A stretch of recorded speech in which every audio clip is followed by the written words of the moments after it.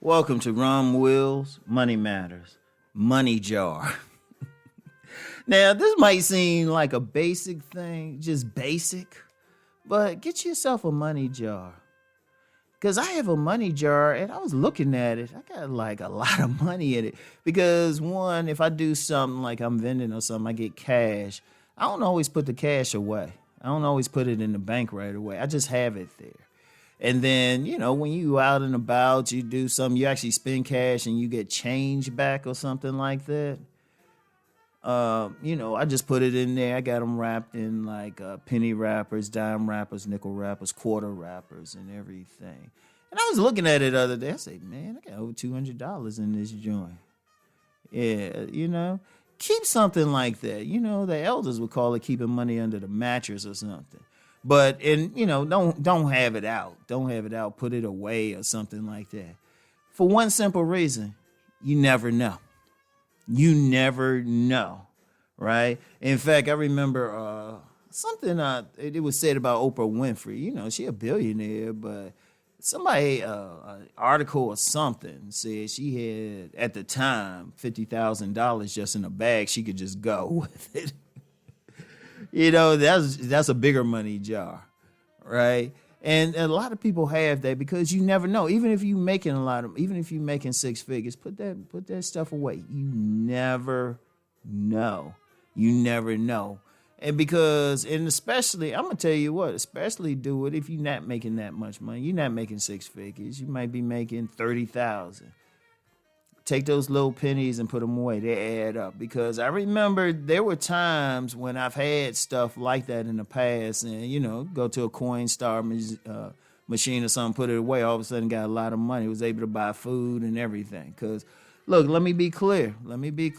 I've been through some tough times. I have no shame in admitting that. I've been through some tough times when, there was a time and, I was married with a couple kids and, all we could make was spaghetti and popcorn. I laugh about it now, but it was tight. It was like after we paid the rent on where we were, the food thing was tight.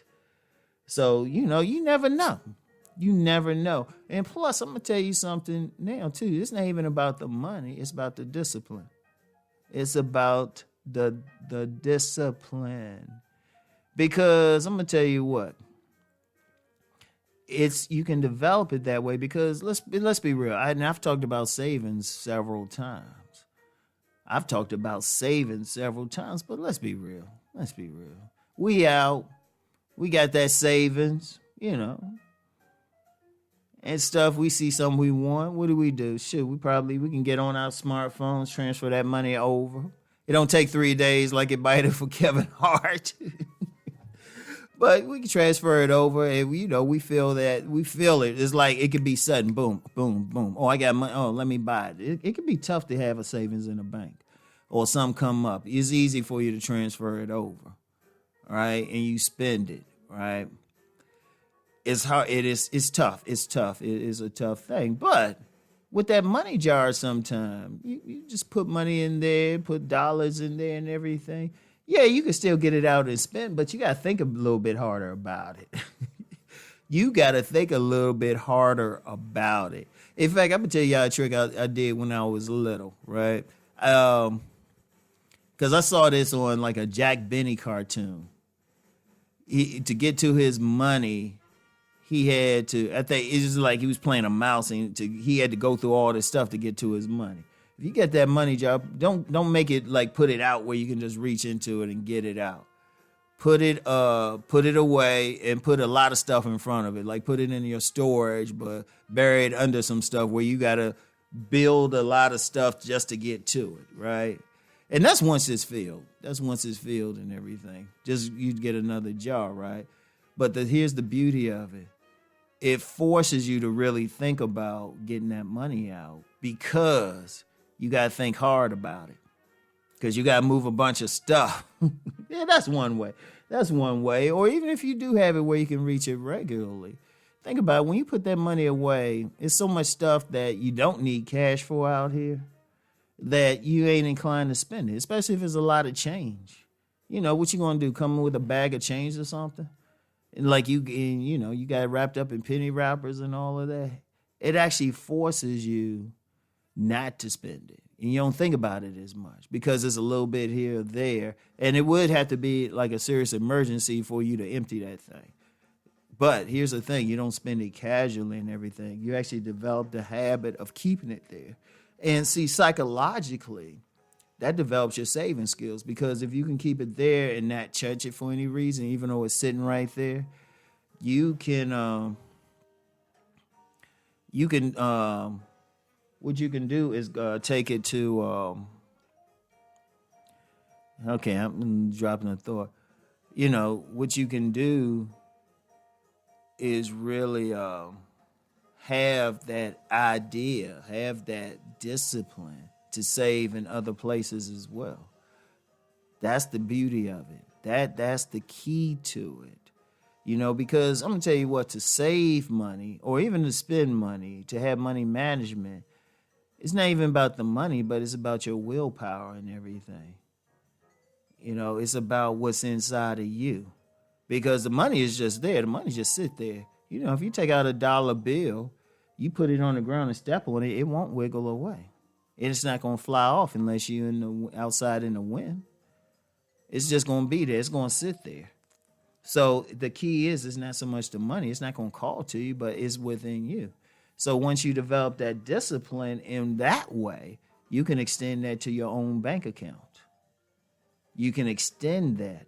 Like, I'll tell you what, with me, when I put money in my savings, I don't touch it. I don't even look at it. I don't even count it.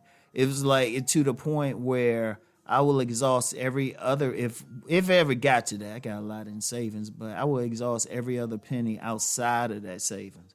Like, and the only time I dip into it, it's got to be a major, major, major thing other than tax to spend that as money is needed for. Major. And even then, I still don't dip into it. I'll just use a credit card sometimes. That's how I treat it.